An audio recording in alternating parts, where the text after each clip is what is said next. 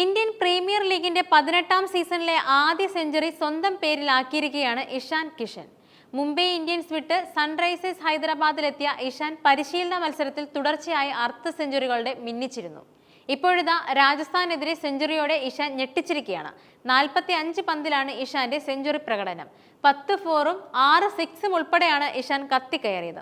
Mumbai Indians മുൻ ഓപ്പണറായ ഇഷാൻ 3ാം നമ്പറിലാണ് ഹൈദരാബാദിനായി ഇറങ്ങിയത്. നേരിട്ട ആദ്യ പന്ത് മുതൽ ആക്രമിച്ച് കളിച്ച ഇഷാൻ 47 പന്തിൽ 11 ഫോറും 6 സിക്സും ഉൾപ്പെടെ 106 റൺസോടെയായിരുന്നു പുറത്താവാതെ നിന്നതും. പോക്കറ്റ് ഡൈനാമോ എന്ന് വിളിപ്പേരുള്ള ഇഷാൻ താൻ ഫോമിലേക്ക് എത്തിയാൽ എന്താവും സംഭവിക്കുക എന്ന് വീണ്ടും തെളിയിച്ചിരിക്കുകയാണ്. എല്ലാ വിമർശകർക്കുമുള്ള മറുപടി കൂടിയാണിത്.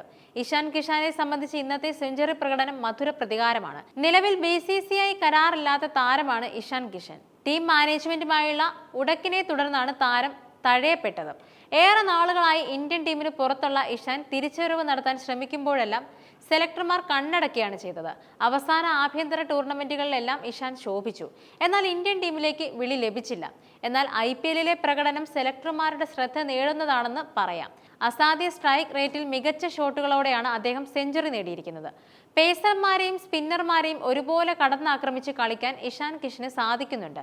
ഇംഗ്ലണ്ട് സൂപ്പർ പേസർ ജോഫ്ര ആർച്ചറെ തുടർച്ചയായി 2 സിക്സുകൾ പായിച്ചാണ് താരം സെഞ്ചുറിയോടെടുത്തത്. ഇഷാന്റെ പ്രകടനം ഇന്ത്യൻ പരിശീലകൻ ഗൗതം ഗംഭീറിന് മുന്നിലും വലിയ ചോദ്യമാണ്. ഇന്ത്യൻ വിക്കറ്റ് കീപ്പർ സ്ഥാനത്ത് നിലവിൽ സഞ്ജു സാംസണാണുള്ളത്. T20യിൽ വിക്കറ്റ് കീപ്പറായും ഓപ്പണറായും സഞ്ജു മികവ് കാട്ടുന്നുമുണ്ട്.